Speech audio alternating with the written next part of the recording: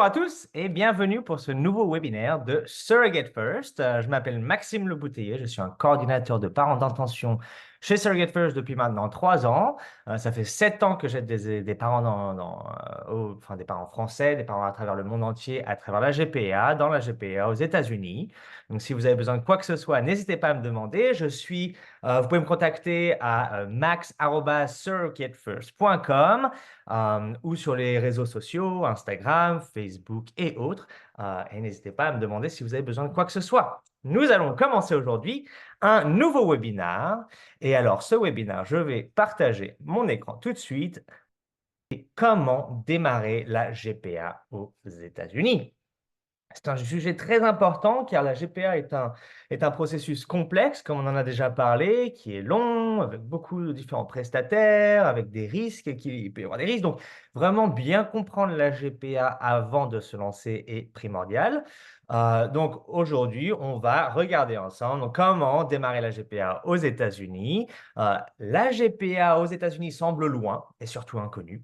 Il est difficile d'obtenir des informations en France pour comprendre par où commencer. Ensemble, nous regarderons comment commencer une aventure GPA aux États-Unis. Donc, c'est bien ça, c'est difficile d'obtenir des informations aux États-Unis. On peut parler à des cliniques, à des agences, à des forums, à des gens en ligne sur Facebook ou des groupes. Mais il est quand même difficile d'avoir des informations précises sur la GPA et par où commencer, qui sera nécessaire, les différents prestataires, les professionnels. Donc, on va ensemble déjà comprendre ce qu'est la GPA aux États-Unis ou même dans le monde entier, mais qu'est-ce que c'est la GPA? Deuxièmement, on va regarder les prestataires ensemble, hein, ceux qui nous aideront à travers l'aventure. Donc moi, je travaille pour une agence de mères porteuses, mais il y aura d'autres prestataires qui seront nécessaires pour commencer et finir une aventure. Et il faudra bien sûr, troisièmement, regarder les coûts de cette GPA. Ce sont des coûts élevés qui augmentent, qui varient, hein, mais qui augmentent au fur et à mesure des années. Donc là, 2024, regardons où nous en sommes. Et quatrièmement, rapidement, pour qui? Alors, très très bien, on va commencer par regarder ce qu'est la GPA. Ce qu'est la GPA. Donc la GPA, c'est une gestation pour autrui.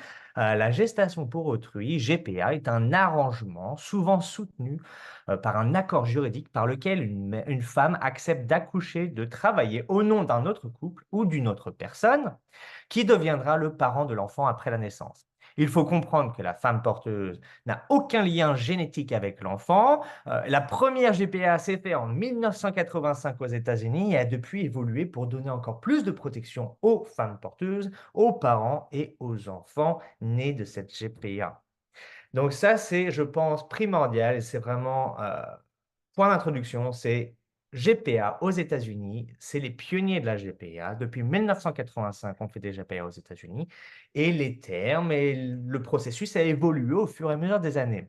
Et de plus en plus qu'on avançait dans les années, le plus de protection chaque partie avait. Au début, les contrats étaient tout petits, hein. Dans les années 85, je parlais à des avocats qui me disaient il y avait quelques pages. Et au fur et à mesure des années, on a ajouté des pages et des pages et des pages. Et maintenant, c'est un bon petit contrat avec pas mal de pages et pas mal de termes, mais justement qui fait le tour complet de cette GPA pour vraiment toucher tous les points. Donc, premièrement, première chose à comprendre, la GPA aux États-Unis, c'est quelque chose qui a été rodé depuis des années et des années. C'est quand même le pays number one, c'est le numéro un, enfin, c'est le pays que tout le monde regarde et désire faire une GPA, ou il désire faire une GPA. Maintenant, il faut comprendre les coûts, il faut comprendre les risques et autres, et comparer les différents pays si vous voulez. Mais les États-Unis, c'est vraiment, je pense, number one, hein, c'est aux États-Unis, la GPA, c'est déjà rodé. Donc, ça, c'est à comprendre. Et nous, moi, en tant qu'agence de mère porteuse, je vous aiderai à trouver cette mère porteuse et je vous accompagne, en fait, à travers toute cette gestation pour autrui. Moi, je suis vraiment là, à vos côtés, pour toute cette gestation pour autrui. Avant qu'il y ait une gestation pour autrui, il y a création d'embryons, ce qui est différent. Donc, on en parle ensemble tout de suite. Alors, les différents prestataires. Premièrement, quand on veut commencer une GPA aux États-Unis, il faut comprendre avec qui on travaillera. Alors, il y aura la clinique de fertilité, il y aura les agences de mères porteuses comme la mienne, Surrogate First, où il y aura les avocats qui s'occuperont de toutes les parties légales du projet. entre vous et la mère porteuse, mais également avec l'enfant et toutes les démarches parentales. Il y aura également l'agence séquestre et tout le côté financier. Alors, regardons ça en détail. Une clinique de fertilité. Donc, votre clinique de fertilité sera le professionnel de la santé qui vous guidera et fixera toutes les étapes préliminaires du processus médical de la GPA. Et donc, la clinique est responsable pour l'évaluation médicale des parents d'intention et de la donneuse, et bien sûr de la création des embryons, hein. Donc, la création des embryons sera faite. Les cliniques vous proposent de faire des tests génétiques sur les embryons. En 2024, c'est vrai que nos mères porteuses à Surrogate First préfèrent, hein, vraiment des embryons qui sont testés. Donc, on préfère travailler avec des parents qui font des tests génétiques sur les embryons. Mais la clinique s'occupera de faire des tests sur vous, s'occupera de faire des tests sur votre donneuse, regarderont si vous êtes compatible avec des tests de mutation génétique, être sûr que cette donneuse peut bien travailler avec vous. Et une fois qu'on est compatible et qu'on est approuvé, on peut créer les embryons. Embryons sont créés, testés si vous le voulez, et ils sont congelés la plupart du temps. Il y a d'autres processus, mais généralement, ils sont congelés. Euh, et on attend maintenant qu'une mère porteuse soit prête pour le transfert. Donc, la clinique va également faire tous les tests médicaux de cette mère porteuse. Des tests de sang, échographie et autres, être sûr que son corps est prêt et adepte et on va dire, qui est le mieux pour recevoir un embryon et porter un enfant. Donc ça sera fait, des tests, on l'enverra à votre clinique pour faire des tests avec votre clinique, tests de sang et autres. Et 2 semaines après l'évaluation médicale, généralement, on reçoit approbation médicale. Donc ça, c'est la clinique qui approuve médicalement votre mère porteuse. Et une fois qu'elle est approuvée et qu'on a un contrat, mais ça c'est différent, c'est un autre prestataire qui le fera, la clinique se chargera de faire du transfert d'embryons en espérant tomber enceinte. Il s'occupe de tout ce qui est préliminaire à la grossesse. Une fois que la grossesse est confirmée et même le battement de cœur de l'enfant est confirmé, la clinique de fertilité, c'est terminé. Leur contrat est fini. Ils ont créé vos embryons et vous ont rendu enceinte. Maintenant, elle, elle est transférée à un obstétricien. Donc, la clinique sera quand même là pour la plupart, hein, on va dire, la plus grosse partie du projet. Mais à un moment, ils ne seront plus là, ils auront fini leur service et on se fera suivre par un obstétricien, un docteur. OK, donc l'autre prestataire, c'est l'agence de femmes porteuses, de mères porteuses. Donc nous, Surrogate First, c'est ce qu'on fait. On vous trouvera votre mère porteuse, être sûr qu'on trouve la bonne mère porteuse et on vous accompagne jusqu'à la fin de l'aventure, jusqu'à la naissance de l'enfant et votre retour en France. Donc, l'agence de mère porteuse, c'est une agence de mère porteuse, offre un service de mise en relation avec la mère porteuse et de suivi tout au long de la grossesse. Les services inclus doivent être mentionnés de manière claire. Certains de leurs services sont donc le recrutement, hein, de femmes porteuses. Donc à Surrogate First, on fait quand même pas mal de choses avant de vous proposer une mère porteuse. On va être sûr qu'elle a moins de 42 ans, que ce soit une maman, au moins un enfant, un casier judiciaire et financier vierge, ou qu'il n'y ait pas de souci, ou qu'on comprenne ce qui s'est passé s'il y en a, que ce soit loin ou autre, mais financièrement indépendante, qu'elle puisse nourrir ses enfants ou payer ses factures sans l'aide de l'État. On va faire bien sûr une étude à domicile, on va envoyer une agence pour prendre des photos et autres. On va faire beaucoup d'interviews pour être sûr qu'elle soit éduquée, qu'elle sache exactement dans quoi elle s'engage. On va faire ensuite, à Surrogate First, qui est unique, une prise de sang. Une prise de sang est faite sur la mère porteuse pour test de drogue. Et ensuite, une fois qu'elle a passé son test de drogue, on va faire étude des dossiers médicaux où on récupère tous les dossiers médicaux de tous les différents prestataires, obstétriciens, les hôpitaux, tous les différents spécialistes qu'elle a pu voir pendant toutes ces dernières années, s'il y a eu des problèmes de santé. Et on va les faire étudier par des professionnels de la santé. Une fois qu'on fait ça, donc à Surrogate First, on passe quand même 2 à 3 mois sur nos mères porteuses, hein, sur le recrutement de nos mères porteuses avant de les matcher avec les parents. Et on organisera et on coordinera tout, hein, tout le processus de la recherche de la mère porteuse à la naissance de l'enfant. Donc, encore une fois, on sera là pour organiser les voyages, pour que cette mère porteuse voyage à la clinique pour faire son évaluation médicale. On va organiser pendant le matching les match meetings où je serai là et je guiderai le meeting pour être sûr qu'on soit tous sur la même longueur d'onde.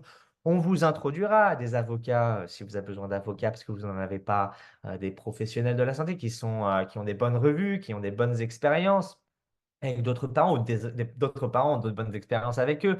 Donc, on vous mettra en contact avec tout le monde si nécessaire et on coordonnera tout le processus, hein, jusqu'à la naissance de l'enfant, être sûr que vous recevez tout, le passeport, certificat de naissance, qu'il n'y ait pas de souci et qu'on puisse retourner en France. Donc, on vous donnera un soutien constant aux parents et à la mère porteuse, très très important tout au long du processus. Donc, à Surrogate First, il faut comprendre qu'on a quand même nos case managers qui vous accompagneront tout au long de l'aventure. Je reste là tout au long de l'aventure. Je suis là pour traduction, soutien et autres. Je suis copié dans tous les emails, dans les WhatsApp groupes et autres. Mais on vous donnera un soutien constant et toutes les case managers sont des mères porteuses expérimentées. Donc, elles sont déjà passées par la GPA pour avoir un enfant pour un autre couple. Donc, il faut comprendre que ces case managers seront vraiment enfin, elles seront informées encore plus que n'importe qui puisqu'elles seront passées dans cette aventure. Elles ont pris les médicaments, elles savent les douleurs qu'il peut y avoir, les différentes choses à vérifier, être sûr de ne pas oublier, choses comme ça. Donc, elles guideront votre mère porteuse main dans la main et vous, bien sûr, tout au long de l'aventure, mais je serai là pour vous. Donc, vous aurez deux case managers à Surrogate First, mais les case managers qui vous guideront et qui organiseront les voyages sont des mères porteuses expérimentées. Donc, très bien, nous avons une mère porteuse, nous avons une clinique, nous avons des embryons, nous avons tout prêt à commencer l'aventure. Bon, bah, avant de commencer l'aventure, je vous introduirai au moment du commencement de l'aventure à une agence d'entiercement. Donc, dans la GPA, une agence d'entiercement ou une agence fiduciaire ou une agence tierce, indépendante, hein, agit en tant que partie neutre pour s'assurer que les fonds d'un futur parent sont protégés et que les mères porteuses sont payées en temps opportun. La société d'entièrement, l'agence séquestre ou fiduciaire, s'assure également que les paiements sont effectués ou non, hein, selon les termes du contrat de maternité de substitution. Très, très important, l'agence séquestre, que l'agence, généralement, vous présente. Après, vous pouvez la trouver ailleurs, mais c'est généralement l'agence, et peut-être la clinique d'ailleurs qui vous présente une agence séquestre en premier pour la création des embryons, selon la clinique. Mais une agence séquestre sera, un compte séquestre sera ouvert pour fonder le compte et utiliser les fonds tout au long de l'aventure. Donc, cette agence séquestre, c'est un compte en banque que vous allez ouvrir avec eux. C'est sous votre nom, c'est votre argent, c'est votre compte. L'agence séquestre est une partie neutre entre tout le monde. Normalement, je vous déconseille vraiment d'avoir une agence séquestre qui est à l'intérieur de l'agence. Ok, il faut que ce soit vraiment séparé, divisé pour mieux régner. Mais le compte, ça sera un compte bancaire. Ils effectueront les paiements selon les termes du contrat avec votre mère porteuse, votre femme porteuse, et feront la vérification de la validité des demandes de remboursement ou de paiement. Donc, ils sont là vraiment pour s'assurer que l'argent qui sort de votre compte est justifié et qu'il est en temps opportun. Donc, quand notre mère porteuse va voyager, hein, pour l'évaluation médicale, c'est votre argent, vous avez le pouvoir de dire oui ou non pour les différentes dépenses. Mais en soi, nous, on sera là pour dépenser, hein, utiliser les sous de votre compte séquestre avec votre accord jusqu'à temps qu'il y ait un contrat avec vous et votre mère porteuse pour toutes les différentes dépenses. Et au moment où on arrive au contrat, au moment où vous signez un contrat avec votre mère porteuse, c'est là où, en fait, l'agence séquestre se base sur le contrat que vous avez signé avec votre mère porteuse pour faire les différents déboursements. Et oui, ils valideront les demandes. Donc, s'il y a une demande de perte de salaire pour tel ou tel jour, car votre mère porteuse ne s'en sentait pas bien, était malade ou elle ne pouvait pas aller travailler, bon, ben, elle ne peut pas juste demander un remboursement comme ça. Il faut bien sûr une justification, donc un justificatif du docteur qu'elle recevra. Et c'est seulement avec un justificatif du docteur qu'elle pourra recevoir un remboursement de paiement. Mais vice-versa, c'est la même chose. Je veux dire, vous devrez lui donner un remboursement de paiement s'il y a une justification du docteur. C'est mandataire. Donc tout ça sera mis en place comprendra bien sûr tous les termes, les créneaux, les déboursements, vraiment tout ce qu'il y aura dans le futur, on les comprend. C'est inscrit dans dans nos contrats d'agence qu'on signe ensemble, mais c'est également sur les contrats de gestation pour autrui avec votre mère porteuse et tous les avocats. Donc, il y aura vraiment tous les coûts en détail avec les différents créneaux et autres, et montants. Très bien. Donc ça sera le compte séquestre, ça sera l'argent qui sera utilisé au fur et à mesure de l'aventure. Donc, au moment où on est médicalement qualifié et avant de pouvoir commencer un transfert, il faut avoir un contrat entre vous et la mère porteuse. Donc, les avocats seront là. Les agences séquestres, généralement, peuvent vous mettre en contact avec des avocats. Donc, ça, c'est à comprendre. Encore une fois, il ne faut pas que les avocats soient internes à l'agence. Il faut vraiment qu'ils soient externes, que ce soit des third party. Donc, on vous réfère à des avocats avec qui on a travaillé dans le passé et qui sont externes à Surrogate First et qui sont professionnels et ont des bonnes expériences. On a des bonnes expériences avec eux. Donc, les parents d'intention et la mère porteuse auront chacun un avocat qui aideront à la rédaction et négociation du contrat. Et une fois enceinte, un avocat sera nécessaire pour toutes les démarches administratives de l'enfant. Donc, il y aura l'aperçu juridique de la gestation pour autrui aux États-Unis. Donc, être sûr qu'on comprenne également exactement dans quoi on s'engage, avec quelle mère porteuse, dans quel État, les lois de l'État, les lois pour tout ce qui est parentalité, les lois de la parentalité ou alors les lois d'avortement. Tout ça, c'est important à comprendre et c'est pour ça que moi, à Surrogate First, quand je trouve une mère porteuse, hein, je vous mets en contact avec un avocat pour au moins poser des questions, pour être sûr qu'on comprend exactement dans quoi on s'engage et quelles sont les lois et les risques et autres. Les avocats s'occuperont également de la rédaction et négociation du contrat de GPA. Donc, votre avocat, elle en aura un également, hein, qui sera à régler par les parents. Donc, c'est les parents oui, c'est les parents qui engagent cet avocat, ils le règlent, mais c'est la mère porteuse qui l'engage, pardon. Et donc, votre avocat rédigera le contrat. Vous pourrez le lire, être sûr que tout vous va, que vous comprenez tout. On pourra s'asseoir avec nous, avec l'avocat, avec tout le monde si vous voulez, pour comprendre tous les termes, être sûr que on comprenne les futures dépenses, les engagements entre tout le monde. Et son avocat, elle, fera la négociation du contrat. Donc, il y aura une rédaction et négociation du contrat et la balle s'échange jusqu'à temps que vous mettiez d'accord sur tous les termes. Une fois que les termes sont signés, en face d'un notaire qui a une signification différente aux États-Unis. Ce n'est pas un avocat, un notaire, mais c'est juste là pour les signatures. Être sûr qu'il n'y ait pas que ce soit que ce soit la bonne personne qui signe le contrat, peu importe. Le notaire sera là, vous le signez en face du notaire et on peut continuer. Donc c'est là où on aura la grossesse, les transferts, la grossesse, tout ça, tout ça. Et l'avocat se chargera pendant la grossesse de faire la finalisation des droits parentaux avant et après l'accouchement. Donc, selon l'État, peut-être que l'État vous autorisera le pre-birth order ou ce sera plus un post-birth order state. Donc, ça, on pourra en revenir plus tard avec des avocats pour nous expliquer la différence. Mais les avocats vous aideront à obtenir tous les papiers nécessaires pour votre retour en France. Très bien. Nous avons donc 4 prestataires principaux, hein, clinique, agence séquestre, agence de mère porteuse et les avocats. Et bien sûr, il y aura votre donneuse, mère porteuse. Il y aura tous les autres prestataires comme assurance et autres. Très bien. Le point qu'on va aborder cette fois, c'est le coût.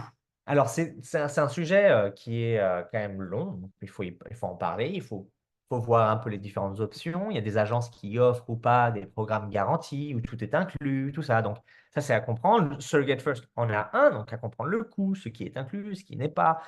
Mais le prix de la GPA aux États-Unis en 2024, pardon, varie entre 185 et 250 000 dollars pour la plupart des familles. Ce coût comprend les frais d'agence, la compensation, les dépenses de la mère porteuse, les frais juridiques, l'agence séquestre, les frais médicaux d'une clinique de fertilité et l'assurance des enfants. Donc, tout ça varie. Il va y avoir des variations selon l'État, selon la mère porteuse, selon qui elle est. D'accord, donc si elle est une mère porteuse de première expérience, elle aura une compensation de 40, 45, 50. Si jamais elle est expérimentée, ça sera plus cher, elle aura une compensation qui est plus élevée. Les agences, bien sûr, bon, bah, varient, les coûts d'agence varient entre les agences, mais ça aussi aux États-Unis, on paye ce qu'on reçoit. Donc, comprendre ce que l'agence fait dans les frais payés, jusqu'à où ce qui vous accompagne? L'accompagnement, comment il se fait? Le temps d'attente? Combien de mères porteuses ils ont? Ou combien de parents ils ont avec qui ils travaillent? Donc tout ça, ça varie. Les frais juridiques, pareil, selon l'État, les frais d'avocat vont varier. Donc là, c'est vraiment donneuse et mère porteuse, hein, 10 000 $, c'est pour les deux.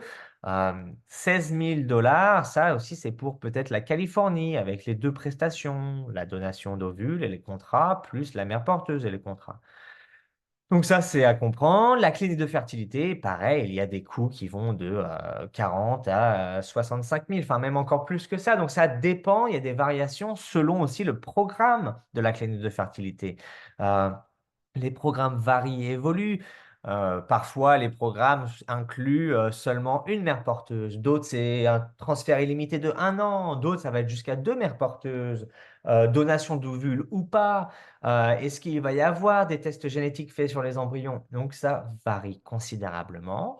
Ça, c'est vraiment à regarder. Donc, encore une fois, jusqu'à temps qu'on trouve les prestataires et qu'on comprenne bien les coûts et ce qu'on désire faire, c'est là où on peut avoir une idée un peu plus claire du coût global de la GPA. Les dépenses autour de la mère porteuse, avec tout ce qui est assurance, les voyages, assurance vie, santé, il y a plein de choses. Donc, tout ça, c'est à regarder en détail. Par exemple, perte de salaire. Si la mère porteuse ne travaille pas, il n'y aura pas de perte de salaire, donc des coûts moindres. Si jamais la mère porteuse, c'est une avocate, un docteur, une infirmière, les coûts de salaire peut-être seront plus élevés. Les coûts de perte de salaire seront plus élevés. Donc ça, c'est à comprendre tout ça. C'est au moment où on trouve notre mère porteuse et on comprend qui elle est qu'on peut vraiment avoir une idée plus précise du coût global de cette GPA. Il va y avoir également l'assurance enfant, hein, 25 000 $ estimés. Ça, encore une fois, ce sont des estimations. Il y en a qui varient. Il y a des assurances qui sont différentes, des coûts différents, des couvertures sociales différentes. Ça aussi, donc c'est bien à comprendre et à voir un peu ce qui nous convient. Ou si on peut même en prendre une assurance santé. Il y a des parents qui ne prennent pas d'assurance santé enfant parce qu'ils ne peuvent pas le faire. Et c'est à comprendre les risques et à quoi ça nous engage. L'agence séquestre. Donc, l'agence séquestre, c'est l'agence dont je vous parlais tout à l'heure, l'agence fiduciaire d'entièrement, c'est ceux qui s'occupent de l'argent au fur et à mesure de l'aventure. Eux, leurs services, bon, ils sont de 1 500 à 2 000, on va dire 1 850. Ils se chargent, hein, c'est une partie neutre entre toutes les parties pour être sûr que les déboursements sont bien faits en temps opportun, hein, et ils sont justifiés. Donc tout ça, ça nous emmène quand même à une enveloppe, à un coût global, hein, une enveloppe globale de 185 à 250 selon ce qu'on fait. Moi, je sais que là, en ce moment, j'estime plus à 200 000 $ pour une aventure sans l'assurance santé enfant. Donc l'assurance santé enfant sera plus dans les 225 000. Encore une fois, ce sont des estimations. Je ne suis pas un courtier d'assurance, je ne suis pas un avocat, je suis une agence une agence de mère porteuse, donc je peux vraiment me positionner sur tout ce qui est mère porteuse et autres. Le reste, il faudra parler aux professionnels, aux cliniques et autres, pour bien tout comprendre. Une fois on a trouvé notre mère porteuse, on a une idée un peu plus claire d'un coût global de cette aventure. Parce qu'on sait sa compensation, on sait où est-ce qu'elle habite, donc peut-être qu'il y aura des voyages ou pas, si elle a une assurance, perte de salaire. Donc, tout ça sera connu, on aura une idée beaucoup plus claire. Et ensuite, le coût de la GPA peut varier selon selon les échecs ou selon ce qui se passe pendant cette aventure. Si tout se passe bien, c'est là où j'estime 185 à 200 000 $. Ok, après 250, c'est avec assurance santé et avec une compensation de mère porteuse plus haute peut-être. Mais les 185, 200 000 $, ils sont vraiment là pour un transfert d'embryon, une mère porteuse si tout se passe bien. Si ça ne se passe pas bien, il y a un problème de transfert d'embryon, ça ne tient pas et il faut un deuxième transfert. Il faudra peut-être ajouter des coûts selon les estimations là, mais pour de nouveaux voyages, pour de nouveaux médicaments, combien seront les coûts de clinique pour un nouveau transfert, est-ce qu'ils sont inclus dans un package avec votre clinique? Donc tout ça sera à comprendre et de voir un peu les variables après l'avoir trouvé cette mère porteuse et voir si ça vous convient, si c'est possible de votre côté. Car il ne faut pas se lancer dans la GPA sans savoir que financièrement, ça sera possible. On ne peut pas être bloqué au milieu de l'aventure en ayant payé la moitié et de ne pas pouvoir continuer. Donc vraiment, avant de commencer avec une clinique et la création de vos embryons, essayons de comprendre un peu le processus complet de cette GPA. Très bien, donc ça, c'était le coût de la GPA, hein. C'est un vrai résumé, un aperçu des coûts. J'ai fait des webinaires dans le passé pour comprendre les coûts et les risques des coûts et autres, mais j'en ferai également dans le futur, prochainement. Donc, encore une fois, ce sont les coûts, ça varie. Une fois qu'on a trouvé la mère porteuse, ça varie toujours. Il peut y avoir des problèmes, des complications, et c'est à comprendre où est-ce qu'on va et ce que l'argent, ce que le coût global devient. Très bien. Alors, le dernier point que je veux aborder, qui est très important, c'est pour qui cette GPA? Qui peut le faire, hein? La GPA est un processus médical qui permet à tout type de personnes ayant des problèmes à concevoir de fonder leur famille. Tous les États des États-Unis n'autorisent pas la GPA pour tout le monde. Donc, avant de commencer l'aventure avec une mère porteuse, une femme porteuse, il faut être sûr que les lois de l'État dans lequel elle va accoucher et que les lois soient favorables. Et ceci dit, hein, tout type d'individu peut songer à une GPA aux États-Unis, hein, les couples hétérosexuels, LGBTQ et les hommes et femmes célibataires. Tout le monde peut faire un GPA. Des gens également qui sont ou pas génétiquement liés avec les embryons, ce que je n'ai pas indiqué là-dessus, hein. Ça peut être un point, qu'ils soient hétérosexuels, LGBTQ, homosexuels ou hommes-femmes, peu importe. Il faut comprendre donc si l'état dans lequel on le fait est valide pour nous, hein, qu'on peut le faire, disponible pour nous, mais également comprendre comment vous allez créer les embryons. Est-ce qu'il y aura une donneuse d'utiliser? Est-ce que vous utiliserez juste vos propres gamètes? Est-ce qu'il y aura pas du tout de relation génétique sur les embryons parce que vous avez utilisé des donneuses et donneurs de gamètes? Donc, tout ça, c'est à comprendre avant de se lancer avec une mère porteuse. Avant de trouver cette mère porteuse, c'est de comprendre les lois de l'état dans lequel elle va accoucher. Ça varie fortement, grandement, ça évolue, et ça on le sait, comme les lois d'avortement et autres. Et ça on le regardera ensemble et avec des avocats. C'était un vrai plaisir, hein, de vous avoir pour ce nouveau webinaire de Surrogate First pour comprendre comment commencer la GPA aux États-Unis.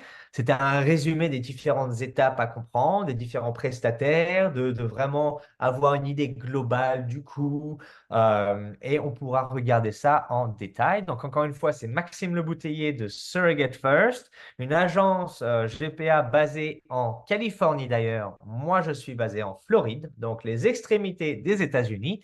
Mais si vous avez besoin de quoi que ce soit, vous pouvez me contacter à max@surrogatefirst.com. N'hésitez surtout pas à m'envoyer un email ou me contacter à travers les réseaux sociaux à Max Le Bouteiller GPA ou Max Surrogate First Le Bouteiller sur Facebook. Merci, à très vite et très bonne continuation à tous. Au revoir.